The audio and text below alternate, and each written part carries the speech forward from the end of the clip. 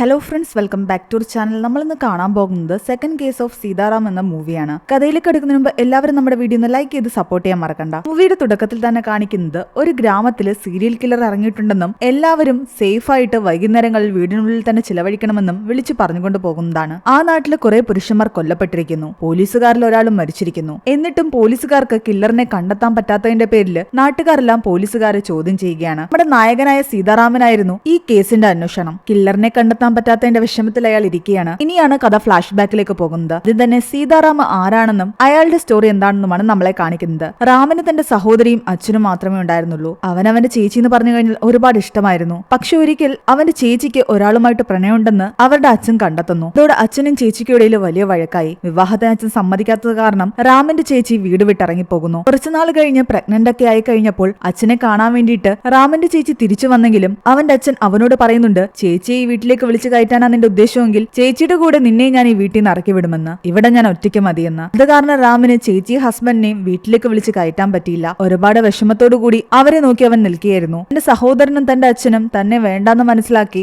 ദേഷ്യത്തോടു കൂടി അവന്റെ ചേച്ചി ഹസ്ബൻഡിനെയും കൊണ്ട് അവിടെ നിന്നും പോയി. അങ്ങനെ വർഷങ്ങൾ കഴിഞ്ഞു. റാം ഒരു പോലീസുകാരനായി. അയാളുടെ ചേച്ചിയുടെ ഹസ്ബൻഡ് ബാങ്കിലായിരുന്നു ജോലി ചെയ്യുന്നത്. കുറച്ചുനാൾ കഴിഞ്ഞ് ട്രാൻസ്ഫർ ആയി അവർ ഫാമിലി ആയിട്ട് ഈ ഗ്രാമത്തിലേക്ക് താമസിക്കാൻ വന്നു. ചേച്ചിക്ക് ഹസ്ബൻഡിനും ഒരു മകളായിരുന്നു ഉണ്ടായിരുന്നത്. അവനെ പലയിടത്ത് വെച്ചും ഇവർ കണ്ടെങ്കിലും പണ്ട് ഇവരുടെ കൂടെ ഇവൻ സംസാരിക്കാത്തതിനുള്ള ദേഷ്യം കാരണം അവരാരും റാമിനോട് മിണ്ടിയില്ല. എന്നാൽ റാമിന് അവന്റെ ചേച്ചിയോടും ചേട്ടനോടും മിണ്ടണമെന്ന് വലിയ ആഗ്രഹം ഉണ്ടായിരുന്നു. പക്ഷെ അവരെല്ലാം റാമിനെ ഒഴിവാക്കി. റാമിന്റെ പോലീസ് സ്റ്റേഷനിൽ ക്ലീനിംഗ് ജോലിക്ക് വരുന്ന സ്ത്രീയായിരുന്നു രത്നമ്മ. അവർ ഒരു ദിവസം തന്റെ മകന്റെ പിറന്നാളാണെന്ന് പറഞ്ഞിട്ട് റാമിന് സ്വീറ്റ്സ് കൊണ്ടു കൊടുക്കുന്നു. പക്ഷേ കുറെ ദിവസങ്ങൾ കഴിഞ്ഞപ്പോൾ ഇവർക്ക് തീരെ സുഖമില്ലാത്ത കാരണം ഇവർ സ്റ്റേഷനിലേക്ക് വരുന്നത് നിർത്തി. സ്റ്റേഷനിലുള്ള എല്ലാ ആൾക്കാർക്കും ഇവരോട് വലിയ സ്നേഹമായതുകൊണ്ട് അവർക്ക് പകരം വേറെ ആരെയും തന്നെ ഇവർ ജോലിക്കെടുത്തില്ല. നിങ്ങൾക്ക് എപ്പോഴാണോ സുഖം പ്രാപിക്കുന്നത് അപ്പൊ തിരിച്ചു വന്നാൽ മതി എന്ന് പറയുന്നു. ഒരു ദിവസം ഒരു പോലീസുകാരൻ വന്ന് റാമിനോട് പറയുന്നുണ്ട്, ഇവിടെ ജോലി ചെയ്തിരുന്ന രത്നമ്മ എന്ന് പറയുന്ന സ്ത്രീ മരിച്ചുവെന്നും നമുക്ക് അവരുടെ വീട്ടിലേക്കൊന്ന് പോകാമെന്നും. അത് കേട്ടപ്പോൾ റാമിന് ഒരുപാട് വിഷമം തോന്നി. അവരുടെ മരണാന്തര ചടങ്ങിൽ പങ്കെടുക്കാൻ റാം പോവുകയും ചെയ്തു. സ്ഥിരമായിട്ടൊരു ഹോട്ടലിൽ നിന്നായിരുന്നു ഫുഡ് കഴിക്കുന്നത്. ജയൻ എന്നായിരുന്നു ആ ഹോട്ടലുടമയുടെ പേര്. എന്നാൽ കുറച്ചു ദിവസം കഴിയുമ്പോൾ അയാളുടെ വൈഫും മകനും ചേർന്നിട്ട് പോലീസ് സ്റ്റേഷനിൽ ഒരു കംപ്ലൈന്റ് കൊടുക്കാൻ വരുന്നു. അയാളെ കാണാനില്ല എന്ന് പറഞ്ഞിട്ട് എങ്ങോട്ട് പോയിന്ന് ആർക്കും അറിയില്ല. എന്നാൽ കുറച്ചു കഴിയുമ്പോൾ സ്റ്റേഷനിലേക്ക് ഒരു കോള് വരുന്നു. ഈ ജയൻ എന്ന് പറയുന്ന ആളുടെ മൃതദേഹം കാടിന്റെ ഒരു സൈഡിൽ നിന്ന് കണ്ടെത്തി എന്ന് പറഞ്ഞിട്ട്. ആ മൃതദേഹം കണ്ട് എല്ലാവരും ഞെട്ടിത്തരിച്ചിരിക്കുകയായിരുന്നു. ആരോ ക്രൂരമായിട്ട് അയാളെ ഉപദ്രവിച്ച് കൊന്നിരിക്കുകയാണ്. അയാളുടെ ശരീരത്തിലെല്ലാം തന്നെ മുള്ളുകമ്പി കൊണ്ട് വരിഞ്ഞു കെട്ടിയിട്ടുണ്ട്. ഓടി ഇവർ പോസ്റ്റ്മോർട്ടത്തിന് അയച്ചു. പോസ്റ്റ്മോർട്ടം ചെയ്ത ഡോക്ടർ പറയുന്നുണ്ട്, വെറും ഒരു കൊലപാതകമല്ലാന്ന്, ഏതോ സൈക്കോപാത്താണ് ഇതിന്റെ പിന്നില്. ശരീരത്തിൽ ഏകദേശം 55ഓളം മുറിവുകളുണ്ട്. ഇന്റേണൽ ഓർഗൻസ് മുഴുവൻ തകരാറിലായിരിക്കുകയാണ്. പക വീട്ടുന്ന ആൾക്കാരെ ഇങ്ങനെയല്ല കൊല്ലുന്നത്. മെന്റലി ഡിസ്റ്റർബ്ഡ് ആയിട്ടുള്ള ഒരാള് കരുതിക്കൂട്ടി ചെയ്തൊരു കൊലപാതകമാണിത്. ഈ ഡോക്ടർ ഇത് പറയുമ്പോൾ തന്നെ നമ്മളെ സെബാസ്റ്റ്യൻ എന്ന് പറയുന്ന ഒരാളെ കാണിക്കുന്നുണ്ട്. അയാളൊരു പയ്യനെ കൊല്ലുന്ന സീനാണ് കാണിക്കുന്നത്. പിന്നീട് ഈ ജയന്റെ വീട്ടില് അയാളുടെ മരണാന്തര ചടങ്ങുകൾ കാണിക്കുന്നു. അയാൾക്കൊരു മകൾ കൂടി ഉണ്ടായിരുന്നു. പക്ഷെ അയാളുടെ മരണാന്തര ചടങ്ങുകൾക്കിടയിൽ തന്നെ രാമനോടൊരു പോലീസുകാരൻ വന്ന് പറയുന്നുണ്ട്, വീണ്ടും ഇതുപോലൊരു ഡെഡ് ബോഡി കിട്ടിയെന്ന്. ജയനെ കൊന്ന അതേ രീതിയിൽ തന്നെയായിരുന്നു ആ ബോഡിയും കിട്ടിയത്. അവരന്വേഷിച്ചപ്പോൾ അശോക് എന്ന് പറയുന്ന ഒരാളുടെ ബോഡിയാണതെന്ന് മനസ്സിലായി. ഈ കില്ലറിനെ പിടിക്കാൻ വേണ്ടിയിട്ട് റാമിന്റെ ഡിപ്പാർട്ട്മെന്റ് ഒരു പുതിയ ടീമിനെ തന്നെ ഇടുന്നു. അതിന്റെ ചുമതല റാമിനായിരുന്നു. അശോകിന്റെ ഫ്രണ്ടിൽ നിന്നും ഇവരറിയുന്നുണ്ട് അശോക് ബാംഗ്ലൂരിലെ ക്യാബ് ഡ്രൈവർ ആണെന്നും കുറച്ച് ദിവസം മുമ്പ് ബാംഗ്ലൂർക്ക് തിരിച്ചു പോവുകയാണെന്ന് പറഞ്ഞിട്ട് പോയതാണെന്നും. പക്ഷെ പിന്നീട് അയാളുടെ ഡെഡ് ബോഡിയാണ് കണ്ടെത്തിയത്. കില്ലർ ഈ നാട്ടിൽ തന്നെ നമ്മുടെ പരിചയത്തിലുള്ള ആരെങ്കിലും ആയിരിക്കുമെന്നും അതുകൊണ്ട് എല്ലാവരെയും ഒന്ന് സംശയത്തിന്റെ നിഴലിൽ നിർത്തി നോക്കണമെന്നും റാം തന്റെ ടീമിനോട് പറയുന്നു. ആ സമയം തന്നെ നേരത്തെ നമ്മളെ കാണിച്ച ആ സെബാസ്റ്റിനെ വീണ്ടും കാണിക്കുന്നു. അയാള് ഒരു സഞ്ചിയൊക്കെ എടുത്ത് വീട്ടിൽ നിന്ന് പുറത്തേക്ക് ഇറങ്ങി വരികയായിരുന്നു. റാം ആഹാരം കഴിച്ചുകൊണ്ടിരുന്ന ഹോട്ടലിലേക്ക് അയാൾ വന്നിരുന്ന് റാമിന്റെ ഫ്രണ്ടിലിരുന്ന് ആഹാരം കഴിക്കുന്നു. അതിനിടയിൽ റാമിനോട് സംസാരിക്കുകയും ചെയ്യുന്നു. തനിക്കൊരു കംപ്ലൈന്റ് കൊടുക്കാനുണ്ടെന്നാണ് അയാൾ പറയുന്നത്. റാം കാര്യം അന്വേഷിക്കുമ്പോൾ അയാൾ പറയുന്നത് തന്റെ മകൾ ഗ്രേസിയെ സ്ഥിരമായിട്ട് ഒരു പയ്യൻ ശല്യം ചെയ്യുന്നു എന്നാണ്. അങ്ങനെയാണെങ്കിൽ ഒരു കംപ്ലൈന്റ് കൊടുക്കാൻ റാം പറഞ്ഞെങ്കിലും അയാൾ പറയുന്നുണ്ട്, വിവാഹപ്രായം എത്തി നിൽക്കുന്ന പെൺകുട്ടിയാ, ഇങ്ങനെ കംപ്ലൈന്റ് ഒക്കെ കൊടുത്തു കഴിഞ്ഞാൽ അത് ഞങ്ങളുടെ കുടുംബത്തിന് മാനക്കേടാ. അതുകൊണ്ട് സാർ പേഴ്സണൽ ആയിട്ടൊന്ന് അന്വേഷിക്കാൻ. അങ്ങനെയാണെന്നുണ്ടെങ്കിൽ ഗ്രേസി ശല്യം ചെയ്യുന്ന ആ പയ്യന്റെ ഒരു ഫോട്ടോയും അവന്റെ കുറച്ച് ഡീറ്റെയിൽസും കൊണ്ടുവരാനാണ് റാം പറയുന്നത്. കൂടാതെ സെബാസ്റ്റിന്റെ വീട് എവിടെയാണെന്നും റാം ചോദിച്ചറിയുന്നു. ഇതിൽ റാം ആകട്ടെ അയാളോട് ഒന്നുകൂടി ചോദിക്കുന്നുണ്ട്, നിങ്ങളുടെ മകൾക്ക് അവനുമായിട്ട് വേറെ റിലേഷൻഷിപ്പ് ഒന്നുമില്ലല്ലോ എന്ന്. അങ്ങനെയൊന്നും ഇല്ലാന്നാണ് അയാൾ പറയുന്നത്. ഈ കാലത്ത് ആരെയും വിശ്വസിക്കാൻ പറ്റില്ല. ഒരിക്കലും ഒരു അച്ഛൻ സ്നേഹിക്കുന്നതിനേക്കാൾ കൂടുതൽ മറ്റൊരാൾക്കും ഒരു മകളെ സ്നേഹിക്കാൻ സാധിക്കില്ല. അതിനുശേഷം റാം വീണ്ടും ആ ജയന്റെ മർഡർ കേസിനെ പറ്റി അന്വേഷിച്ചു പോകുന്നു. ഒരു ബാറുടമയിൽ നിന്നും റാമിന് കുറച്ച് വിവരങ്ങൾ ലഭിക്കുന്നുണ്ട്. ജയൻ ഈ ബാറുടമയുടെ കയ്യിൽ നിന്ന് 50,000 രൂപ കടം വാങ്ങിച്ചിട്ടുണ്ടായിരുന്നു. ജയന്റെ ഹോട്ടലിൽ സ്ഥിരമായിട്ട് പ്രശ്നം ഉണ്ടാക്കുന്ന ടിപ്പർ ഓടിക്കുന്ന ചില പയ്യന്മാരുണ്ടായിരുന്നു. അവന്മാരുടെ കയ്യിൽ നിന്ന് ജയൻ എപ്പോഴും കാശ് വാങ്ങിച്ചിട്ടുണ്ട്. ആ കാശ് അവർക്ക് തിരിച്ചു കൊടുക്കാൻ വേണ്ടിയിട്ടാണ് ഈ ബാറുടമയുടെ കയ്യിൽ നിന്ന് ജയൻ കാശ് വാങ്ങിയത്. ജയനും നിങ്ങളും തമ്മിൽ എങ്ങനെയാ പരിചയം എന്ന് ചോദിക്കുമ്പോൾ ഇയാൾ പറയുന്നുണ്ട് തന്റെ വൈഫ് മ്യൂസിക് പഠിപ്പിക്കുന്നുണ്ട്. ജയന്റെ മകൾ അവിടെയാണ് മ്യൂസിക് പഠിക്കാൻ വരുന്നത്. പക്ഷെ ജയൻ ആ പെൺകുട്ടി മ്യൂസിക് ഓടിക്കുന്നതിൽ വലിയ ഇഷ്ടമൊന്നും തന്നെയില്ല. ആ ടിപ്പർ ഓടിക്കുന്ന പയ്യന്മാരുമായിട്ട് ജയൻ ഇഷ്യൂ ഉള്ള സ്ഥിതിക്ക് ഇനി അവരാണോ അയാളുടെ കൊലപാതകത്തിന്റെ പിന്നിലെന്ന് സംശയിച്ച് ആ പയ്യന്മാരെ അന്വേഷിച്ച് കണ്ടുപിടിക്കാൻ റാം തീരുമാനിച്ചു. ആ സമയം ഒരിടത്ത് ചൂണ്ടയിട്ടുകൊണ്ടിരുന്ന കെഞ്ച എന്ന് പറയുന്ന ഒരാളെ നമ്മളെ കാണിക്കുന്നുണ്ട്. അയാളുടെ ബാക്കിലായിട്ട് എന്തൊക്കെയോ സൗണ്ട് കേട്ട് അയാൾ പേടിച്ച് അത് നോക്കാൻ വേണ്ടി പോകുമ്പോൾ അയാളെ ആരോ ആക്രമിക്കുന്നതായിട്ടാണ് കാണിക്കുന്നത്. ആ ടൈമിൽ റാമാകട്ടെ ആ ടിപ്പർ ഓടിക്കുന്ന പയ്യന്മാരെ കസ്റ്റഡിയിലെടുത്ത് ചോദ്യം ചെയ്യുകയായിരുന്നു. ഈ പയ്യന്മാര് റാമിനോട് പറയുന്നുണ്ട്, ആ ജയൻ ഞങ്ങൾക്ക് കാശ് തരാനുണ്ടായിരുന്നു, അയാൾ തിരിച്ചു തരാത്തോണ്ടാണ് ഞങ്ങൾ അയാളുമായിട്ട് പ്രശ്നം ഉണ്ടാക്കിയത്, പക്ഷെ ഞങ്ങൾ അയാളെ ഒന്നും തന്നെ ചെയ്തിട്ടില്ല. അവരങ്ങനെ പറഞ്ഞുകൊണ്ട് നിൽക്കുമ്പോഴാണ് സെബാസ്റ്റ്യൻ റാമിന്റെ അടുത്തേക്ക് വന്നിട്ട് മകളെ ശല്യം ചെയ്യുന്ന ആളുടെ ഫോട്ടോ കൊടുക്കുന്നത്. അങ്ങനെ ഇവരെല്ലാവരും ഒരു റൂമിൽ നിൽക്കുന്ന സമയത്ത് മറ്റൊരു പോലീസുകാരൻ വന്നിട്ട് റാമിനോട് പറയുന്നുണ്ട് ഒരു ബോഡി കൂടി കണ്ടെത്തിയിട്ടുണ്ടെന്ന്. ആകെ ടെൻഷനായിട്ട് റാം അവിടേക്ക് പോകുന്നു. അത് നേരത്തെ നമ്മളെ കാണിച്ച കെഞ്ചിയുടെ ബോഡിയായിരുന്നു. ആ ഭാഗമെല്ലാം പരിശോധിക്കുമ്പോൾ ഇതൊരു വണ്ടിയുടെ ഒരു പൊട്ടിയ പാർട്സ് അവിടെ നിന്ന് റാമിന് കിട്ടുന്നു. അത് റെഡ് കളറായിരുന്നു. മുൻപ് നടന്ന 2 കൊലപാതകങ്ങൾ പോലെ തന്നെയാണ് കെഞ്ചിയുടെ കൊലപാതകം നടന്നിരിക്കുന്നത്. കെഞ്ചിയുടെ മകളും ഈ കാഴ്ച കണ്ട് സങ്കടത്തോടെ അവിടെ നിൽപ്പുണ്ട്. ബോഡി പോസ്റ്റ്മോർട്ടത്തിന് അയച്ചിട്ട് റാം തിരിച്ച് സ്റ്റേഷനിലേക്ക് എത്തി. പക്ഷെ അവിടെ എത്തുമ്പോഴാണ് അയാൾ ഒരു കാര്യം മനസ്സിലാക്കുന്നത്. അയാൾ തന്റെ റൂമിൽ സൂക്ഷിച്ചിരുന്ന ഗൺ നഷ്ടപ്പെട്ടിരിക്കുന്നു. താൻ ഇവിടെ നിന്ന് പോയ സമയത്ത് ആരോ ഇത് മോഷ്ടിച്ചതാണെന്ന് അയാൾക്ക് മനസ്സിലായി. അയാൾ പോകുന്നതിന് മുമ്പ് ഇവിടെ ആ ടിപ്പർ ഓടിക്കുന്ന പയ്യന്മാരായിരുന്നു ഉണ്ടായിരുന്നത്. അവന്മാരാരെങ്കിലും എടുത്തോന്നറിയാൻ വേണ്ടിയിട്ട് അവന്മാരെ അടിക്കുകയും വീണ്ടും വീണ്ടും ചോദ്യം ചെയ്യുകയും ചെയ്യുന്നു. എന്നാൽ തങ്ങൾ തോക്കൊന്നും എടുത്തിട്ടില്ല എന്നാണ് അവന്മാർ പറയുന്നത്. യഥാർത്ഥത്തിൽ ആ തോക്കെടുത്തത് സെബാസ്റ്റ്യൻ ആയിരുന്നു. ഈ പയ്യന്മാരെ കൂടാതെ സെബാസ്റ്റ്യനും അവിടെ ഉണ്ടായിരുന്നുവെന്ന് റാമിന്റെ മനസ്സിലേക്ക് കടന്നു വരുന്നു. സെബാസ്റ്റ്യൻ വെച്ചിട്ട് പോയ മകളെ ശല്യം ചെയ്യുന്ന പയ്യന്റെ ഫോട്ടോ എടുത്ത് റാം പരിശോധിക്കുന്നു. അതിൽ ആ പയ്യന്റെ ഡീറ്റെയിൽസും ഫോൺ നമ്പറും എഴുതിയിട്ടുണ്ടായിരുന്നു. ആ ഫോൺ നമ്പറിലേക്ക് വിളിക്കാൻ മറ്റൊരു പോലീസുകാരനെ റാം ഏൽപ്പിക്കുന്നു. അപ്പോഴാണ് ആ പോലീസുകാരൻ ഈ പയ്യന്റെ ഫോട്ടോ ശ്രദ്ധിക്കുന്നത്.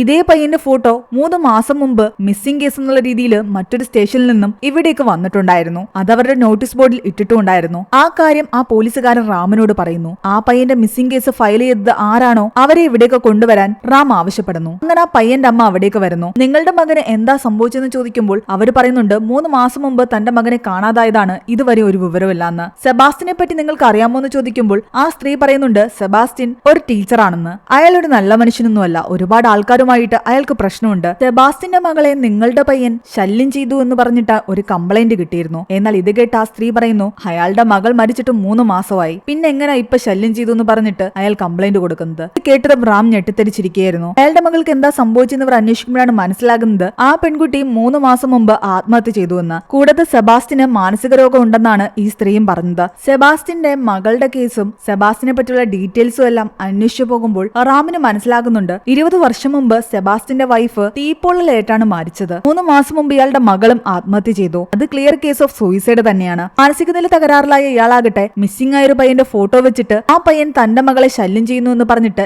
എല്ലാവരോടും പറഞ്ഞു നടപ്പാണ്. അയാൾ ഒരു ഭ്രാന്തനാണെന്നാണ് ഈ പോലീസുകാരനും പറയുന്നത്. അയാളുടെ വൈഫിന്റെ മരണത്തില് അയാൾക്ക് പങ്കുണ്ടോ എന്ന് പല പോലീസുകാർക്കും സംശയം ഉണ്ടായിരുന്നു. പക്ഷെ ആ വൈഫ് മരിച്ച സമയത്ത് അയാളുടെ മകൾ ഒറ്റയ്ക്കായിരുന്നല്ലോ. അതുകൊണ്ട് തന്നെ സിംഗിൾ പേരന്റ് എന്നുള്ള പരിഗണന കിട്ടി അയാൾ ജാമ്യത്തിൽ പുറത്തു വന്നതാണ്. ആ ഫയൽസ് എടുത്ത് നോക്കുന്നതിനിടയ്ക്ക് അവിടെ ഉണ്ടായിരുന്ന ഒരു ഫയൽ കൂടി റാമിന്റെ കൈ തട്ടി താഴേക്ക് വീഴുന്നു. ആ ഫയലിൽ നിന്ന് വീണ പേപ്പേഴ്സും ഫോട്ടോസും എല്ലാം തന്നെ റാം ഉള്ളിലേക്ക് തന്നെ വെച്ചിട്ട് ആ പോലീസുകാരന്റെ കയ്യിലേക്ക് കൊടുത്തു. സെബാസ്റ്റിനെ പറ്റി കൂടുതൽ അന്വേഷിക്കുമ്പോൾ റാമിന് മനസ്സിലാകുന്നുണ്ട് മെന്റലി അയാൾ നല്ല രീതിയിൽ ഡിസ്റ്റർബ്ഡ് ആയിരുന്നുവെന്നും കുട്ടികളെയൊന്നും മര്യാദയ്ക്ക് പഠിപ്പിക്കത്തുമില്ല, ആവശ്യമില്ലാതെ അവരെയൊക്കെ അടിക്കുകയും ചെയ്യുമായിരുന്നുവെന്ന്. അത് കാരണമാണ് അയാളെ ജോലിയിൽ നിന്ന് പറഞ്ഞുവിട്ടത്. റാമിന്റെ കൂട്ടത്തിലുള്ള വസന്ത് എന്ന് പറയുന്ന ഒരു പോലീസുകാരനെ സെബാസ്റ്റിന്റെ വീട്ടിലേക്ക് റാം അയക്കുന്നു. ഈ വസന്ത് പോയി നോക്കുമ്പോൾ കാണുന്നത് സെബാസ്റ്റ്യൻ ഒരു കത്തിയെടുത്ത് വെറുതെ തറയിലേക്ക് കുത്തിക്കൊണ്ടിരിക്കുന്നതാണ്. ഞാൻ നിന്നെ വിടില്ലടാ, നിന്നെ കൊല്ലുമെന്ന് പറഞ്ഞിട്ട്. എല്ലാവരും പറഞ്ഞ പോലെ അയാൾക്ക് മാനസികമായിട്ട് എന്തോ ബുദ്ധിമുട്ടുണ്ടെന്ന് വസന്തിന് മനസ്സിലായി. ഈ കാര്യം റാമിനെയും വസന്ത് അറിയിക്കുന്നു. ഇവർ അന്വേഷിച്ചുകൊണ്ടിരിക്കുന്ന ആ സീരിയൽ കില്ലർ സെബാസ്റ്റ്യൻ ആകാൻ സാധ്യതയുണ്ടെന്ന് ഇവരുടെ ഉള്ളിൽ ഡൗട്ട് കൂടി വരികയായിരുന്നു. ആ സമയം നമ്മളെ കാണിക്കുന്ന സെബാസ്റ്റ്യനെയാണ്.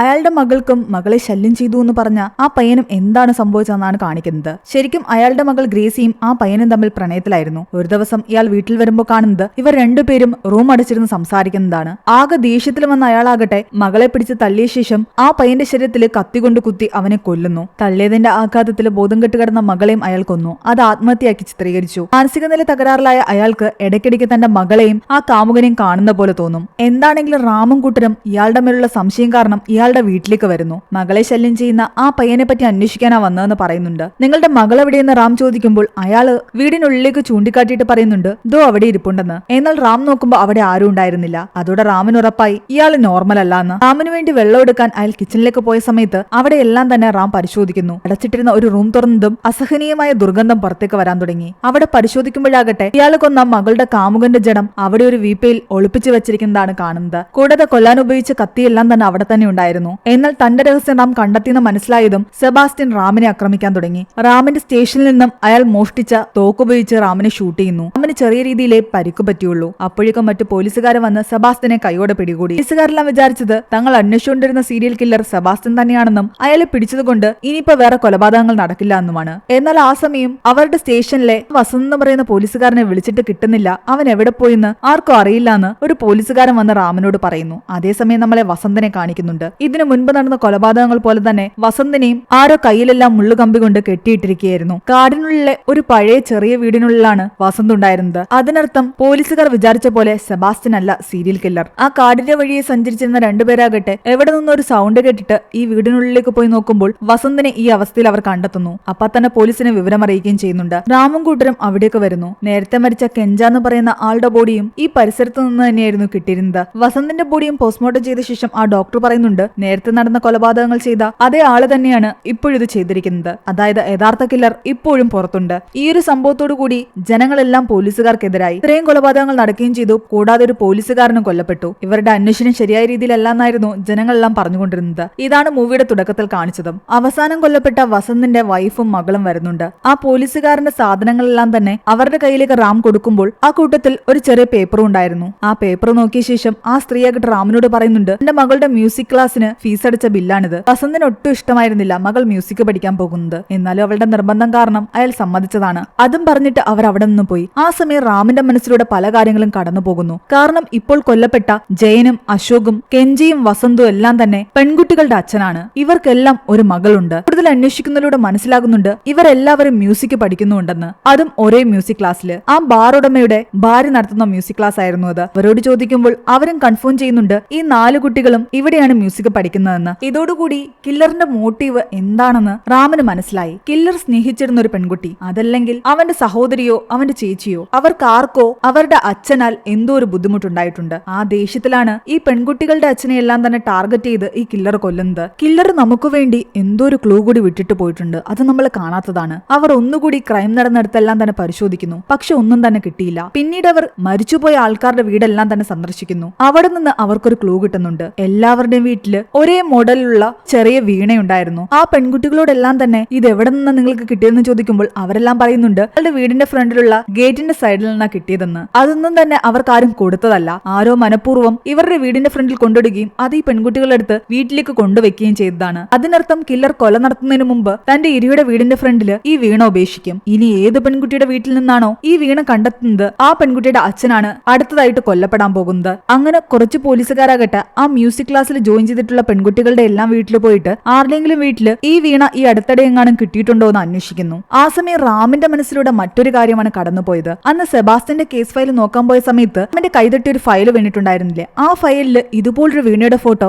റാം കണ്ടിട്ടുണ്ടായിരുന്നു. അത് കാരണം അയാൾ ഒന്നുകൂടി ആ ഒരു ഫയല് തെരഞ്ഞു പോകുന്നു. അച്യുതൻ എന്നൊരാളുടെ മരണത്തെ പറ്റിയുള്ള ഫയലായിരുന്നു അത്. അച്യുതന്റെ മരണവും ഇപ്പോൾ നടന്ന കൊലപാതകവും പോലെയാണ് നടന്നിരിക്കുന്നത്. അതും കുറെ വർഷങ്ങൾക്ക് മുന്നേ. അയാളുടെ കൈകളിലും ഈ മുള്ളുകമ്പി കൊണ്ടായിരുന്നു കെട്ടിയിരുന്നത്. ആ ഫോട്ടോസ് എല്ലാം റാം ശ്രദ്ധിക്കുന്നു. അയാളുടെ മൃതദേഹത്തിന്റെ അടുത്തും ഇതുപോലൊരു വീണ കിടപ്പുണ്ടായിരുന്നു. ഇൻസ്പെക്ടർ ശ്രീനാഥ് എന്നൊരാളാണ് അന്ന് ഈ കേസ് അന്വേഷിച്ചത്. റാം നേരെ അയാളെ കാണാൻ പോകുന്നു. അങ്ങനെ ആ ശ്രീനാഥ് എന്ന് പറയുന്ന ഇൻസ്പെക്ടറിൽ നിന്നാണ് ഈ അച്യുതനെ പറ്റിയും അയാളെ കൊന്ന മഞ്ജ എന്ന് പറയുന്ന പയ്യനെ പറ്റിയും റാം മനസ്സിലാക്കുന്നത്. മഞ്ജ ആ നാട്ടിലെ പ്രമുഖനായ ഗൌഡ എന്ന് പറയുന്ന ഒരാളുടെ മകളായ കാവ്യയെ പ്രണയിച്ചിരുന്നു. കാവ്യ മ്യൂസിക് പഠിക്കുന്നുണ്ടായിരുന്നു. അവയുടെ മ്യൂസിക് ക്ലാസ്സിൽ സ്ഥിരമായിട്ട് മഞ്ജ അവളെ കാണാൻ വരും. ഒരു ദിവസം ഇവർ രണ്ടുപേരും കെട്ടിപ്പിടിച്ചിരുന്ന് സംസാരിച്ചുകൊണ്ടിരിക്കുമ്പോൾ അതുവഴി വന്ന ആ നാട്ടിലെ അച്യുതൻ എന്ന് പറയുന്ന ആള് ഇവരെ കാണുകയും നീ ആ ഗൌഡയുടെ മകളല്ലേ എന്ന് ചോദിക്കുകയും ചെയ്തു. മഞ്ജയാകട്ടെ അയാളുടെ കാല് പിടിച്ച് പറയുന്നുണ്ട് ഈ കാര്യം മറ്റാരോടും പറയരുത്. അവളുടെ അച്ഛൻ അറിഞ്ഞു കഴിഞ്ഞാൽ ഞങ്ങളെ വെറുതെ വിടില്ലാന്ന്. ഞാനിത് ആരോടും പറയില്ലാന്ന് അച്യുതൻ പറയുന്നുണ്ട്. മഞ്ജയും അച്യുതനെ വിശ്വസിച്ചു. എന്നാൽ അയാളാകട്ടെ ഇതെല്ലാം കാവ്യയുടെ അച്ഛൻ ഗൌഡയോട് പോയി പറഞ്ഞു. ദേഷ്യം വന്ന ഗൌഡയാകട്ടെ മഞ്ജയെ ഒരുപാട് തല്ലി. അവനെ കാവ്യയിൽ നിന്ന് അകറ്റാൻ വേണ്ടിയിട്ട് അയാളുടെ വീട്ടിലെ ജോലിക്കാരിയെ അവൻ പീഡിപ്പിച്ചു എന്ന് പറഞ്ഞിട്ട് കള്ള കേസുണ്ടാക്കി. ആ ജോലിക്കാരിക്ക് കുറച്ച് കാശ് കൊടുത്ത് അവരെ കൊണ്ട് പോലീസിന് മൊഴി കൊടുക്കുകയും ചെയ്തു. അതോടെ മഞ്ജ ജയിലിലായി. അവന്റെ അമ്മയും സഹോദരിയും പോലും അവനെ തിരിഞ്ഞു നോക്കിയില്ല. ചെയ്യാത്ത തെറ്റിന് 1 വർഷം ജയിലിൽ കിടന്ന മഞ്ജയാകട്ടെ ജയിലിൽ നിന്നും തിരിച്ചു വന്നപ്പോഴേക്കും ആ നാട്ടിലുള്ള ആരും തന്നെ അവനെ അടുപ്പിച്ചില്ല. എല്ലാവരും അവനെ വെറുക്കാൻ ആരംഭിച്ചു. അവന്റെ അമ്മയും സഹോദരിയും പോലും അവനെ വീട്ടിൽ കയറ്റിയില്ല. അവന്റെ അമ്മ അവനോട് പറഞ്ഞത് എന്റെ പ്രായത്തിലുള്ള ഒരു സ്ത്രീയാണ് നീ പീഡിപ്പിച്ചത്. ഇവിടെ നിന്റെ സഹോദരിയുണ്ട്. നിന്നെ വിശ്വസിച്ച് ഈ വീട്ടിലേക്ക് കയറ്റാൻ പറ്റില്ല എന്നാണ്. താൻ അങ്ങനെയൊന്നും ചെയ്തിട്ടില്ല എന്ന് മഞ്ജ പറഞ്ഞിട്ടും അവരൊന്നും അത് വിശ്വസിക്കുന്നുണ്ടായിരുന്നില്ല. മറ്റൊരു നാട്ടുകാരനിൽ നിന്നും മഞ്ജ അറിയുന്നുണ്ട് ഗൌഡ കാവ്യയെ മറ്റൊരാൾക്ക് വിവാഹം കഴിച്ചു കൊടുത്തുവെന്ന്. താൻ സ്നേഹിച്ച പെൺകുട്ടിയെ നഷ്ടപ്പെട്ടു. തന്റെ അമ്മയും സഹോദരിയും തന്നെ അവിശ്വസിക്കുകയും ചെയ്തു. ഇതിനെല്ലാം കാരണം അച്യുതനാണെന്ന് മഞ്ജയ്ക്ക് മഞ്ജയ്ക്ക് തോന്നാൻ തുടങ്ങി. കാരണം അന്ന് അയാൾ പോയി ഗൗഡയോട് ഇതെല്ലാം പറഞ്ഞതുകൊണ്ടാണ് ഗൗഡ ദേഷ്യത്തിൽ കള്ളക്കേസിൽ ഇവനെ അകത്താക്കിയത്. അച്യുതനോട് പകരം വീട്ടണമെന്ന് വിചാരിച്ചിരിക്കുകയായിരുന്നു മഞ്ജ. അവിടെ ഒരു ഒഴിഞ്ഞ ബിൽഡിംഗിലായിരുന്നു മഞ്ജ തന്റെ പകൽ സമയമെല്ലാം ചെലവഴിച്ചിരുന്നത്. ഒരു ദിവസം അവൻ നോക്കുമ്പോൾ കാണുന്നത് അച്യുതന്റെ മകൾ അച്യുതനോട് സംസാരിക്കാൻ വരുന്നതാണ്. അയാളാകട്ടെ സിഗരറ്റ് വലിച്ച ശേഷം തന്റെ മകളുടെ മുഖത്തേക്ക് ആ പുക ഊതിവിടുന്നു. മകളോട് അയാൾക്ക് ഒരു തരത്തിലുള്ള സ്നേഹവും ഉണ്ടായിരുന്നില്ല. ആ പെൺകുട്ടി അയാളോട് പറയുന്നുണ്ട്, വൈകുന്നേരം അപ്പുറത്തെ വീട്ടിലെ ആന്റി പൂജയ്ക്ക് വേണ്ടി വിളിച്ചിട്ടുണ്ട്, ഞാൻ പൂജ അറ്റൻഡ് ചെയ്തിട്ടേ വീട്ടിലേക്ക് വരുമെന്ന്. ഇതെല്ലാം ഒളിഞ്ഞിരുന്ന മഞ്ജ ശ്രദ്ധിക്കുന്നുണ്ടായിരുന്നു. ഈ അച്യുതന് സെബാസ്റ്റിനെ പരിചയം ഉണ്ടായിരുന്നു. ഇവർ രണ്ടുപേരും സ്ഥിരമായിട്ട് ഒരുമിച്ച് മദ്യപിക്കാറുണ്ടായിരുന്നു. തന്റെ ഭാര്യയെക്കുറിച്ച് പല കുറ്റങ്ങളും സെബാസ്റ്റ്യൻ അച്യുതനോട് പറഞ്ഞിട്ടുണ്ടായിരുന്നു. ഭാര്യയ്ക്ക് വേറെ അവിഹിത ബന്ധമുണ്ടെന്നൊക്കെ സെബാസ്റ്റ്യൻ സംശയിച്ചിട്ടുണ്ടായിരുന്നു. അയാളുടെ കൂടെ മദ്യപിച്ച ശേഷം അച്യുതൻ അവിടെ നിന്നും തിരിച്ചു വരുന്ന വഴിക്ക് ആ ഒഴിഞ്ഞു കിടന്ന വീട്ടിൽ നിന്നും ഒരു സൗണ്ട് കേൾക്കുന്നു. അകത്ത് ആരെങ്കിലും ഉണ്ടോന്ന് നോക്കാൻ വേണ്ടിയിട്ട് അച്യുതൻ അകത്തേക്ക് കയറിയതും ഒളിച്ചിരുന്ന മഞ്ജയാകട്ടെ അയാളെ അകത്തേക്ക് തള്ളിയിട്ടിട്ട് പുറത്തു നിന്നും പൂട്ടുന്നു. പക്ഷെ അച്യുതൻ അറിയില്ലായിരുന്നു മഞ്ജ ഓൾറെഡി തന്നെ അച്യുതന്റെ മകളെ തട്ടിക്കൊണ്ടുവന്ന് ആ വീടിനുള്ളിൽ പൂട്ടിയിട്ടിട്ടുണ്ടായിരുന്നു എന്ന്. അച്യുതനെ അകത്തേക്ക് തള്ളിയിട്ട് പുറത്തു നിന്നും വാതില് പൂട്ടിയിട്ട് മഞ്ജയാകട്ടെ ആൾക്കാരെല്ലാം വിളിച്ചു കൂട്ടുന്നു. അവൻ ഉറക്കെ വിളിച്ചു കൂവിയ ശേഷം അവിടെ നിന്നും മാറി നിന്നു. ആൾക്കാരെല്ലാം വന്ന് കതവ് ചവിട്ടിപ്പൊളിച്ച് അകത്തേക്ക് കടന്നപ്പോ കാണുന്നത് അച്യുതനും അയാളുടെ മകളും രാത്രിയിൽ ആ വീട്ടിനുള്ളിൽ നിൽക്കുന്നതാണ്. അച്യുതന്റെ മകളെ സംബന്ധിച്ച് തന്നെ ആരവിടേക്ക് കൊണ്ടുവന്നെന്ന് അവൾക്കറിയില്ല. പക്ഷെ ആ ഒരു സാഹചര്യം വെച്ചിട്ട് എല്ലാവരും ചിന്തിക്കുന്നത് അച്യുതൻ തന്റെ മകളെ ഉപദ്രവിക്കാൻ വേണ്ടിയിട്ട് ഈ ഒഴിഞ്ഞു കിടക്കുന്ന വീട്ടിലേക്ക് കൊണ്ടുവന്നതാണ്. നാട്ടുകാരെല്ലാം അയാളെ ചീത്ത പറയാനും അടിക്കാനും ആരംഭിച്ചു. അച്യുതന്റെ മകൾക്ക് ഒന്നും മനസ്സിലായില്ല. തന്റെ അച്ഛൻ തന്നെയാണോ എല്ലാവരും പറയുന്ന പോലെ തന്നെ ഉപദ്രവിക്കാൻ ഇങ്ങോട്ടേക്ക് കൊണ്ടുവന്നതെന്ന് അവളും ചിന്തിക്കാൻ തുടങ്ങി. എല്ലാം കണ്ട മഞ്ജ സന്തോഷിക്കുകയായിരുന്നു. അവൻ വിചാരിച്ചിരുന്നത് ആൾക്കാരെല്ലാം അച്യുതനെ തെറ്റിദ്ധരിക്കുമ്പോൾ അയാൾ ആ കുറ്റബോധത്തിൽ ജീവിക്കുമെന്നാണ്. പക്ഷെ അയാൾക്കൊരു കുറ്റബോധം ഉണ്ടായിരുന്നില്ല. അയാൾ നോർമലായിട്ട് തന്നെ അവിടെ ജീവിച്ചു പോന്നു. ഇത് കണ്ടപ്പോൾ മഞ്ജയ്ക്ക് ദേഷ്യം വരുന്നു. താൻ അനുഭവിച്ച വേദനയൊന്നും അച്യുതൻ അനുഭവിക്കുന്നില്ല എന്ന് കണ്ടപ്പോൾ അയാളെ കൊല്ലാൻ തന്നെ മഞ്ജ തീരുമാനിക്കുന്നു. പിറ്റേന്ന് ആ നാട്ടിലുള്ളവർ കാണുന്നത് മഞ്ജയുടെ മൃതദേഹമാണ്. അയാളുടെ വീട്ടില് ക്രൂരമായിട്ട് അയാളെ ആരോ കൊന്നിട്ടിരിക്കുന്നു. അയാളുടെ ശരീരത്തിൽ നിറയെ മുള്ളുവേലികൾ കൊണ്ട് വരിഞ്ഞു മുറുക്കിയിട്ടുണ്ട്. അന്ന് രാത്രിയിൽ അമ്പലത്തിൽ നിന്നും വന്ന കുറച്ച് ആൾക്കാരാകട്ടെ മഞ്ജ അച്യുതന്റെ വീട്ടിൽ നിന്നും ഇറങ്ങി ഓടുന്നതായിട്ട് കണ്ടിട്ടുണ്ടായിരുന്നു. അതുകൊണ്ട് മഞ്ജ തന്നെയാണ് അയാളെ കൊന്നതെന്ന് എല്ലാവരും വിശ്വസിച്ചു. അന്ന് അച്യുതനെ കൊന്നിട്ട് മഞ്ജ നാടുവിട്ടുവെന്നാണ് എല്ലാവരും പറഞ്ഞത്. അവൻ എവിടെ പോയെന്ന് ആർക്കും അറിയില്ല.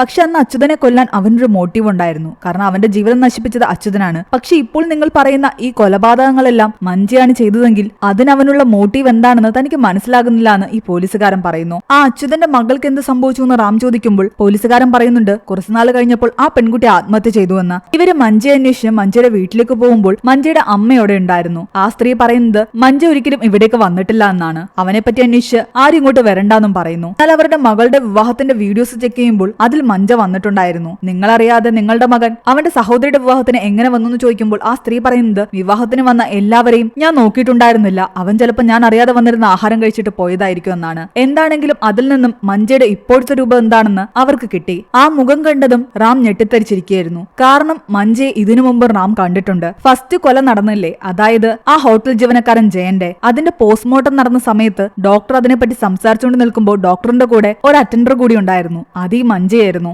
അയാളും ആ ഹോസ്പിറ്റലിലാണ് ജോലി ചെയ്തിരുന്നത്. ഹോസ്പിറ്റലിൽ പോയി അന്വേഷിക്കുകയും അയാൾ താമസിച്ചിരുന്ന സ്ഥലത്ത് പോയി അന്വേഷിക്കുകയും ചെയ്യുമ്പോൾ എല്ലാവരും പറയുന്നത് അവൻ കുറച്ച് ദിവസം മുമ്പ് എവിടെ നിന്ന് പോയതാ, ഇപ്പൊ എവിടെയാണെന്ന് ആർക്കും അറിയില്ല എന്നാണ്. കുറച്ച് ദിവസമായിട്ട് മഞ്ജ മോർച്ചറിയിൽ ജോലിക്കും വന്നിട്ടുണ്ടായിരുന്നില്ല. മഞ്ജ അന്വേഷിച്ച് നടക്കുമ്പോഴാണ് റാമിനൊരു കോള് വരുന്നത്. കുറച്ച് പോലീസുകാര് ഏതെങ്കിലും വീട്ടിൽ നിന്ന് ആ വീണ കണ്ടെത്താൻ പറ്റുമോ എന്ന് അന്വേഷിച്ച് പോയിട്ടുണ്ടായിരുന്നില്ലേ. അവർക്ക് ഒരു വീട്ടിൽ നിന്നും ആ വീണ കിട്ടി. ആ പെൺകുട്ടിക്ക് അടുത്തിടെയാണ് തന്റെ വീടിന്റെ ഫ്രണ്ടിൽ നിന്നും ആ വീണ കിട്ടിയിരിക്കുന്നത്. അത് മറ്റാരുടെയും വീടായിരുന്നില്ല, റാമിന്റെ സഹോദരിയുടെ വീടായിരുന്നു. സഹോദരിയുടെ മകളും ഇതേ മ്യൂസിക് ടീച്ചറിന്റെ അടുത്താണ് പാട്ട് പഠിക്കാൻ പോയിക്കൊണ്ടിരുന്നത്. ആ പെൺകുട്ടിക്ക് ഈ വീണ കിട്ടിയിട്ടുണ്ടെങ്കിൽ ഉറപ്പായിട്ടും ആ പെൺകുട്ടിയുടെ അച്ഛൻ അഥവാ റാമിന്റെ സഹോദരിയുടെ ഭർത്താവ് അയാളായിരിക്കും ഇനി കൊല്ലപ്പെടാൻ പോകുന്നത്. ചേട്ടന്റെ ജീവൻ അപകടത്തിലാണെന്ന് പറയാൻ വേണ്ടിയിട്ട് റാം ചേച്ചിയുടെ അടുത്തേക്ക് ചെന്നെങ്കിലും റാമിനുള്ള ദേഷ്യം കാരണം അവര് പറയുന്നുണ്ട്, എനിക്ക് നിന്നോടൊന്നും സംസാരിക്കാനില്ലെന്നും എന്തെങ്കിലും പ്രശ്നമുണ്ടെങ്കിൽ അത് ഞങ്ങൾ തന്നെ സോൾവ് ചെയ്തോളാമെന്നും. റാമിനോടുള്ള ദേഷ്യത്തില് കാര്യം എന്താണെന്ന് പോലും കേൾക്കാൻ അവർ കൂട്ടാക്കിയില്ല. ചേട്ടനെ കോണ്ടാക്ട് ചെയ്യാൻ റാം ശ്രമിക്കുമ്പോൾ അവന്റെ കോള് കണ്ട് അയാൾ കട്ട് ചെയ്യുകയായിരുന്നു. പക്ഷെ അയാൾ അപ്പോൾ ഉണ്ടായിരുന്ന സ്ഥലം ലക്ഷ്യമാക്കി റാം പോകുന്നു. അയാൾ റോഡ് സൈഡിലൂടെ നടന്നു പോകുമ്പോൾ റാം നോക്കി നിൽക്കുകയായിരുന്നു അയാളെ ആരെങ്കിലും ഉപദ്രവിക്കാൻ വരുന്നുണ്ടോ എന്ന്. ആ സമയം പെട്ടെന്ന് റാമിന്റെ സൈഡിലേക്ക് ഒരു റെഡ് കളർ വണ്ടി വന്നു നിൽക്കുന്നു. അത് കാരണം റാമിന് ചേട്ടനെ കാണാൻ സാധിക്കുന്നുണ്ടായിരുന്നില്ല. വണ്ടി പെട്ടെന്ന് എടുത്ത് മാറ്റാൻ റാം ആ വണ്ടിയുടെ ഡ്രൈവറിനോട് പറഞ്ഞു. അതിനുശേഷം റാം വീണ്ടും ചേട്ടന്റെ പിറകെ പോകുന്നു. അയാൾ സേഫ് ആയിരുന്നു. രണ്ട് പോലീസുകാരോട് അയാൾ എവിടേക്ക് പോകുന്നെന്ന് വാച്ച് ചെയ്യാൻ പറഞ്ഞിട്ട് റാം അവിടെ നിന്ന് തിരിഞ്ഞു നടക്കുമ്പോഴാണ് ഒരു തുണിക്കടയുടെ പരസ്യം അതുവഴി പോകുന്നത്. ആ സമയം റാമിന്റെ മനസ്സിൽ ഒരു കാര്യം ഓർമ്മ വരുന്നു. അതേ തുണിക്കടയുടെ ഒരു കവറ് മഞ്ജയുടെ വീട്ടില് റാം കണ്ടിട്ടുണ്ടായിരുന്നു. റാം നേരെ ആ തുണിക്കടയിൽ പോയിട്ട് അവിടുത്തെ CCTV വിഷ്വൽസ് പരിശോധിക്കുന്നു. അതിലൂടെ റാമിന് മനസ്സിലായി ആ കടയിൽ നിന്നും സാധനം വാങ്ങിയത് മഞ്ജയാണ്, മഞ്ജയുടെ അമ്മയല്ല. അപ്പൊ മഞ്ജയുടെ അമ്മയുടെ വീട്ടില് ആ കവർ വന്നിട്ടുണ്ട് വന്നിട്ടുണ്ടെങ്കിൽ ഉറപ്പായിട്ടും മഞ്ജു അവിടെ ചെന്നിട്ടുണ്ട്. റാം ഒന്നുകൂടി മഞ്ജയുടെ വീട്ടിലേക്ക് പോകുന്നു. ആ സമയം മഞ്ജു അവിടെ ഉണ്ടായിരുന്നു. മഞ്ജയുടെ അമ്മയാകട്ടെ അവനോട് പറയുന്നുണ്ട്, നീ എന്തിനാ ഇവിടേക്ക് വന്നത്, നിന്നോട് ഇങ്ങോട്ട് വരരുതെന്ന് ഞാൻ പറഞ്ഞതല്ലേ, വീണ്ടും വീണ്ടും എന്തിനാ വരുന്നത്, പോലീസുകാരൻ നിന്നെ തേടി വരുന്നുണ്ടെന്ന്. ഇവർ വഴക്കുണ്ടായിക്കൊണ്ട് നിൽക്കുമ്പോൾ തന്നെയാണ് റാമും കൂട്ടരും അവിടേക്ക് വരുന്നത്. മഞ്ജ രക്ഷപ്പെടാൻ ശ്രമിച്ചെങ്കിലും ഇവർ മഞ്ജയെ കൈയോടെ പിടിച്ചു. എന്നാൽ മഞ്ജയെ ക്വസ്റ്റ്യൻ ചെയ്യുമ്പോൾ അവൻ പറയുന്നുണ്ട് തന്റെ ജീവിതം നശിപ്പിച്ചത് അച്യുതനാണ്. അച്യുതനോട് പകരം വീട്ടാനാണ് അന്ന് അച്യുതന്റെ മകളെയും അച്യുതനെയും ആ വീട്ടിൽ കൊണ്ടിട്ടിട്ട് നാട്ടുകാരുടെ മുന്നിൽ മകളെ ഉപദ്രവിക്കാൻ ശ്രമിച്ച അച്ഛനാക്കി അയാളെ ചിത്രീകരിച്ചത്. പക്ഷെ എന്നിട്ടും അയാൾക്ക് ഒരു നാണവും മാനവും ഇല്ലാതെ ജീവിക്കുകയായിരുന്നു. ആ ദേഷ്യത്തിൽ അയാളെ കൊല്ലാൻ വേണ്ടി അന്ന് രാത്രി ഞാൻ അയാളുടെ വീട്ടിലേക്ക് പോയത്. എന്നാൽ ഞാൻ എത്തുന്നതിന് മുമ്പ് തന്നെ അയാളെ മറ്റാരോ കൊന്നിട്ടുണ്ടായിരുന്നു. അതുകൊണ്ട് പേടിച്ചാണ് ഞാൻ അന്ന് രാത്രി അവിടെ നിന്ന് ഇറങ്ങി ഓടിയത്. പക്ഷെ ആൾക്കാരൊക്കെ എന്നെ കണ്ടിട്ടുണ്ടായിരുന്നു. ആ നാട്ടിൽ ഇനി ഞാൻ നിന്ന് കഴിഞ്ഞാൽ ആ കൊല കൂടി തന്റെ തലയിലാകുമെന്ന് എനിക്ക് തോന്നി. അതുകൊണ്ടാണ് ഞാൻ നാട് വിട്ടതെന്ന് മഞ്ജ പറയുന്നു. പക്ഷെ അപ്പോഴും അച്യുതനെ തന്റെ കൈകൊണ്ട് കൊല്ലാൻ പറ്റാത്തതിലുള്ള ദേഷ്യം എന്റെ മനസ്സിലുണ്ടായിരുന്നു. മോർച്ചറിയിൽ വരുന്ന ശവങ്ങളെ വെട്ടിക്കീറുമ്പോൾ ഞാൻ അതൊക്കെ അച്യുതനാണെന്ന് ചിന്തിച്ചാണ് ആസ്വദിച്ചുകൊണ്ടിരുന്നത്. പക്ഷെ പെട്ടെന്നൊരു ദിവസം ജയൻ എന്ന് പറയുന്ന അയാളുടെ ബോഡി എന്റെ മുന്നിലേക്ക് വന്നതോടുകൂടി ഞാൻ പേടിച്ചുപോയി. വർഷങ്ങൾക്ക് മുമ്പ് അച്യുതൻ ഏത് രീതിയിലാണോ കൊല്ലപ്പെട്ടത് അതേ രീതിയിലായിരുന്നു ജയനും കൊല്ലപ്പെട്ടിരുന്നത്. ആ കൊലപാതകി വീണ്ടും വന്നിട്ടുണ്ടെന്ന് പേടിച്ചത് കൊണ്ടാണ് ഞാൻ പിന്നെ ഹോസ്പിറ്റലിലേക്ക് പോകാതിരുന്നത്. അല്ലാതെ നിങ്ങൾ വിചാരിക്കുന്ന പോലെ ഈ സീരിയൽ കില്ലർ ഞാനല്ല. മഞ്ജ അങ്ങനെ പറഞ്ഞെങ്കിലും റാമിന് വിശ്വാസം ഉണ്ടായിരുന്നില്ല. ഇവൻ രക്ഷപ്പെടാൻ ഓരോ കള്ളങ്ങൾ പറയുകയാണെന്നാണ് റാം കരുതിയത്. ഇവിടെ റാം അവനോട് ചോദിക്കുന്നുണ്ട്, നിനക്ക് അച്യുതനോട് ദേഷ്യം ഉണ്ടായിരുന്നെങ്കിൽ അത് അയാളോട് തീർക്കണമായിരുന്നു. ഒരു തെറ്റും ചെയ്യാത്ത അയാളുടെ മകൾ എന്ത് ചെയ്തു നിന്നെ? നീ അന്ന് കാണിച്ച ആ ഒരു കാര്യം കാരണം ഏറ്റവും കൂടുതൽ നാണക്കേട് അനുഭവിക്കേണ്ടി വന്നത് അയാളുടെ മകൾക്കാണ്. അതുകൊണ്ടാണ് ആ പെൺകുട്ടി ആത്മഹത്യ ചെയ്തത്. നീ കാരണമാണ് ആ പെൺകുട്ടി മരിച്ചത്. റാം അങ്ങനെ പറഞ്ഞപ്പോ അതെല്ലാം ഓർത്ത് മഞ്ജയ്ക്കും കുറ്റബോധം തോന്നുന്നു. റാം അവിടെ നിന്നും ഇറങ്ങിപ്പോയതും മഞ്ജയാകട്ടെ താൻ ഇട്ടിരുന്ന പാൻഡൂരി അതിൽ തൂങ്ങി മരിക്കുന്നു. പോലീസുകാർ അയാളെ രക്ഷിക്കാൻ ശ്രമിച്ചെങ്കിലും അയാൾ മരിച്ചിട്ടുണ്ടായിരുന്നു. റാം വിചാരിക്കുന്നത് മഞ്ജ മരിച്ചതോടുകൂടി ഈ സീരിയൽ കില്ലിങ്ങും ഇവിടെ അവസാനിച്ചു എന്നാണ്. എന്നാൽ മഞ്ജ ഇടയ്ക്ക് പറഞ്ഞിട്ടുണ്ടായിരുന്നു ഇതിന്റെ ഒന്നും പിന്നിൽ താനല്ലെന്നും ഇനി ഇതുപോലെ കൊലപാതകങ്ങൾ നടക്കുമെന്നും. പോലീസുകാരൻ റാമിനോട് സംശയം ചോദിക്കുന്നു. അവൻ ആ പറഞ്ഞത് സത്യമാണെങ്കിൽ യഥാർത്ഥ സീരിയൽ കില്ലർ അവനല്ലെങ്കിൽ ഇപ്പോഴും കില്ലർ പുറത്തുണ്ടാകും. അവരുടെ ആ സംശയങ്ങൾ ശരിയായിരുന്നു. കാരണം റാമിനെ തേടി അവന്റെ ചേച്ചി വന്നു, ചേട്ടനെ കാണാനില്ലാന്ന് പറഞ്ഞിട്ട്. എങ്ങനെയെങ്കിലും അയാളെ രക്ഷിക്കണമെന്ന് അവനോട് റിക്വസ്റ്റ് ചെയ്യുന്നു. തന്റെ ചേട്ടനെ അന്വേഷിച്ച് പലയിടത്തും റാം ഓടി നടക്കുകയായിരുന്നു. ആ സമയം ചേട്ടന്റെ ഫോണിൽ നിന്നും ഒരു കോൾ റാമിന് വരുന്നുണ്ട്. എന്നെ ഒരാൾ ഇവിടെ പിടിച്ചുകൊണ്ട് വെച്ചിരിക്കുകയാണ്, ഇവിടെ കുറെ മീൻവലയൊക്കെ ഉണ്ട്, നീ എത്രയും പെട്ടെന്ന് തന്നെ രക്ഷിക്കണം, ഈ സ്ഥലം എവിടെയാണെന്ന് തനിക്ക് അറിയില്ല എന്ന് പറഞ്ഞിട്ട്. കൂടുതൽ എന്തെങ്കിലും പറയുന്നതിന് മുമ്പ് ആ കോൾ കട്ടായി. തന്റെ ചേട്ടൻ എവിടെയായിരിക്കുമെന്ന് റാം ചിന്തിക്കുകയായിരുന്നു. അയാളുടെ ഫോണിന്റെ ലൊക്കേഷൻ ട്രേസ് ചെയ്യാനും റാം സൈബർ സെല്ലിനെ ഏൽപ്പിച്ചു. പക്ഷേ ലൊക്കേഷൻ ട്രേസ് ചെയ്ത് ചെല്ലുമ്പോഴേക്കും ആ കൊലയാളി ആ ഫോണാകട്ടെ ഏതോ വണ്ടിയിൽ കയറ്റി ദൂരത്തേക്ക് വിട്ടിട്ടുണ്ടായിരുന്നു. റാം ചെല്ലുന്നത് ആ ഫോണിന്റെ പിറകെയാണ്. അവിടെ ഒരു ഡെഡ് എൻഡ് ആയിരുന്നു. പിന്നെ അവൻ വീണ്ടും വീണ്ടും ചേട്ടൻ പറഞ്ഞ വാക്കുകൾ ആലോചിക്കാൻ തുടങ്ങി. അവന്റെ ചേട്ടനെ കടത്തിക്കൊണ്ട് വെച്ചിരിക്കുന്ന വീട്ടില് കുറെ മീൻവലയൊക്കെ ഉണ്ടെന്നാണ് പറഞ്ഞത്. കൂടാതെ ബാക്ക്ഗ്രൗണ്ടിലായിട്ട് ഒരു മ്യൂസിക്കും കേൾക്കുന്നുണ്ടായിരുന്നു. റാം ഇതേ മ്യൂസിക്കും ഇതേ മീൻവലയും ഒരു വീട്ടിൽ കണ്ടിട്ടുണ്ട്. ഈ വീട്ടിൽ തന്നെ ആ റെഡ് കളർ വണ്ടി ഉണ്ടായിരുന്നു. ആ വണ്ടിയുടെ ഒരു പാർട്സ് ആയിരുന്നല്ലോ ഒരു കൊല നടന്ന സ്ഥലത്തു നിന്നും റാമിന് കിട്ടിയത്. അതേ വണ്ടി തന്നെയായിരുന്നു ട്രാഫിക്കിൽ വെച്ചിട്ട് തന്റെ ചേട്ടനെ നോക്കിക്കൊണ്ട് നിന്ന സമയത്ത് അവർക്കിടയിലേക്ക് കടന്നു വന്നതും. കൂടാതെ അച്യുതന്റെ കേസ് അന്വേഷിച്ച പോലീസുകാരൻ പറഞ്ഞിട്ടുണ്ടായിരുന്നു അച്യുതന്റെ മകൾ ആത്മഹത്യ ചെയ്തെങ്കിലും അച്യുതന് ഒരു മകൻ ഉണ്ടായിരുന്നുവെന്ന്. ആ മകനെ മക്കളില്ലാത്ത ഏതോ ഒരു സ്ത്രീ ദത്തെടുത്ത് വളർത്തിയിട്ടുണ്ടായിരുന്നുവെന്ന്. അച്യുതന്റെ ആ മകനെ ദത്തെടുത്ത് വളർത്തിയത് റാമിന്റെ പോലീസ് സ്റ്റേഷനിൽ ക്ലീനിംഗ് ജോലി ചെയ്തിരുന്ന രത്നമ്മ എന്ന സ്ത്രീയായിരുന്നു. അവർ അസുഖം ബാധിച്ച് മരിച്ച സമയത്ത് റാം അവരുടെ വീട്ടിലേക്ക് പോയിട്ടുണ്ടായിരുന്നു. അന്ന് അവിടെ വെച്ച് അവരുടെ മകനെയും കണ്ടിട്ടുണ്ടായിരുന്നു. അതേ വീട്ടിലാണ് റാം മീൻവല കണ്ടതും ആ റെഡ് കാർ കണ്ടതും ഒരു മ്യൂസിക് കേട്ടതും. അതേ മ്യൂസിക് തന്നെയാണ് ഇപ്പോൾ അവനെ ചേട്ടൻ വിളിച്ച സമയത്തും ബാക്ക്ഗ്രൗണ്ടിൽ കേട്ടത്. രത്നമ്മ ദത്തെടുത്ത് വളർത്തിയത് അച്യുതന്റെ മകനെയാണെന്ന് റാമിന് ഉറപ്പായി. ഇനി എന്തിനാണ് അച്യുതന്റെ മകൻ ഈ കൊലയെല്ലാം ചെയ്യുന്നതെന്നല്ലേ ആ കഥയാണ് ഫ്ലാഷ് ബാക്കിൽ ഇനി കാണിക്കുന്നത്. അഞ്ജയുടെ കാമുകി കാവ്യ മ്യൂസിക് പഠിച്ചിരുന്ന അതേ ടീച്ചറിന്റെ അടുത്ത് തന്നെയായിരുന്നു അച്യുതന്റെ മകളും മ്യൂസിക് പഠിച്ചിരുന്നത്. അച്യുതന്റെ മകനായിരുന്നു എന്നും അവൾക്ക് കൂട്ടുപോയിക്കൊണ്ടിരുന്നത്. തന്റെ ചേച്ചി എന്ന് പറഞ്ഞു കഴിഞ്ഞാൽ അവന് ജീവനായിരുന്നു. അവന്റെ ചേച്ചി മ്യൂസിക് പഠിക്കുന്നതിനെ അച്യുതൻ എപ്പോഴും എതിർക്കുമായിരുന്നു. ഒരു പാട്ട് കേൾക്കാൻ പോലും അയാൾ ആ വീട്ടിൽ അനുവദിച്ചിട്ടുണ്ടായിരുന്നില്ല. അവന്റെ ചേച്ചിക്ക് വീണാന്ന് പറഞ്ഞു കഴിഞ്ഞാൽ ഒരുപാട് ഇഷ്ടമായിരുന്നു. ഇതിനിടയ്ക്കാണ് മഞ്ജ പകരം വീട്ടാൻ വേണ്ടിയിട്ട് അച്യുതനെയും മകളെയും ആ വീടിനുള്ളിൽ പൂട്ടിയിട്ടതും നാട്ടുകാരുടെ മുന്നിൽ അച്യുതന്റെ മകൾ നാണം കെട്ടതും. അച്യുതൻ കൂളായിട്ട് നടക്കുമ്പോഴും അച്യുതന്റെ മകളെ ആ നാട്ടുകാരെല്ലാം ചോദ്യം ചെയ്യുമായിരുന്നു. എല്ലാവരും അവളെ പറ്റി ഓരോന്ന് മോശം പറയാൻ തുടങ്ങി. മാനസികമായിട്ട് ആകെ തകർന്ന ആ പെൺകുട്ടി ഒരു ദിവസം ആത്മഹത്യ ചെയ്തു. തന്റെ ചേച്ചിക്ക് ഇഷ്ടപ്പെട്ട വീണ ഒരു കടയിൽ നിന്നും അനിയൻ വാങ്ങിക്കൊണ്ട് വരുമ്പോഴായിരുന്നു തൂങ്ങി മരിച്ചു നിൽക്കുന്ന ചേച്ചിയുടെ മൃതദേഹം അവൻ കാണുന്നത്. ചേച്ചിയുടെ ഈ അവസ്ഥയ്ക്ക് കാരണം തന്റെ അച്ഛനാണെന്ന് അവന്റെ മനസ്സിൽ തോന്നാൻ തുടങ്ങി. ദേഷ്യത്തിലാണ് അവൻ അച്യുതനെ കൊന്നത്. അന്ന് രാത്രി മഞ്ജ അയാളെ കൊല്ലാൻ വന്ന സമയത്ത് ഓൾറെഡി അയാൾ കൊല്ലപ്പെട്ടിരുന്നല്ലോ. മഞ്ജയ്ക്ക് മുന്നേ അച്യുതനെ സ്വന്തം മകൻ തന്നെ കൊന്നിട്ടുണ്ടായിരുന്നു. അത് കഴിഞ്ഞ് നാട് വിട്ടുപോയ അച്യുതന്റെ മകനെ മക്കളില്ലാത്ത രത്നമ്മ എന്ന് പറയുന്ന സ്ത്രീ എടുത്തു വളർത്തി. രത്നമ്മയുടെ കൂടെ വളരെ സന്തോഷത്തോടു കൂടിയാണ് അവൻ വളർന്നു വന്നത്. എന്നാൽ കുറെ കാലം കഴിഞ്ഞപ്പോഴേക്കും രത്നമ്മ മരിച്ചു. അവൻ ആകെ ഒറ്റപ്പെട്ടു. മീൻപിടുത്തമായിരുന്നു അവന്റെ പ്രധാന ജോലി. അത് ചെയ്താണ് അവൻ ജീവിച്ചിരുന്നത്. പക്ഷെ വർഷങ്ങൾക്ക് ശേഷം അവൻ വീണ്ടും ഈ കൊലകൾ നടത്താൻ നടത്താൻ ഒരു കാരണമുണ്ട്. പെൺകുട്ടികളെല്ലാം മ്യൂസിക് പഠിക്കുന്നിടത്തോടെയാണ് അവൻ സ്ഥിരമായിട്ട് പോയിക്കൊണ്ടിരുന്നത്. തന്റെ ചേച്ചി മ്യൂസിക് പഠിച്ചിരുന്നത് കൊണ്ട് തന്നെ അവന് മ്യൂസിക്കിനോട് അത്രയധികം ഇഷ്ടമുണ്ടായിരുന്നു. പക്ഷെ പലപ്പോഴും അവിടെ മ്യൂസിക് പഠിക്കാൻ വരുന്ന പല പെൺകുട്ടികളുടെ അച്ഛന്മാര് എന്തിനാ ഇതൊക്കെ പഠിക്കാൻ വരുന്നത്, വേറെ പണിയൊന്നുമില്ല, മര്യാദയ്ക്ക് വീട്ടിലേക്ക് വന്ന് പറഞ്ഞിട്ട് അവരെ കൂട്ടിക്കൊണ്ടു പോകാറുണ്ടായിരുന്നു. അതിലൊന്ന് ജയനും, രണ്ടാമത്തത് അശോകും, മൂന്നാമത്തത് കെഞ്ചിയും, നാലാമത്തത് ആ വസന്തുവായിരുന്നു. തന്റെ ചേച്ചിയെ എങ്ങനെയാണോ മ്യൂസിക് പഠിക്കുന്നതിൽ നിന്നും അച്ഛനായ അച്യുതൻ എതിർത്തിരുന്നത്, അതുപോലെ തന്നെ ഈ ആൾക്കാരും അവരുടെ മക്കളെ വഴക്ക് പറയുന്നത് അവൻ കാണുകയും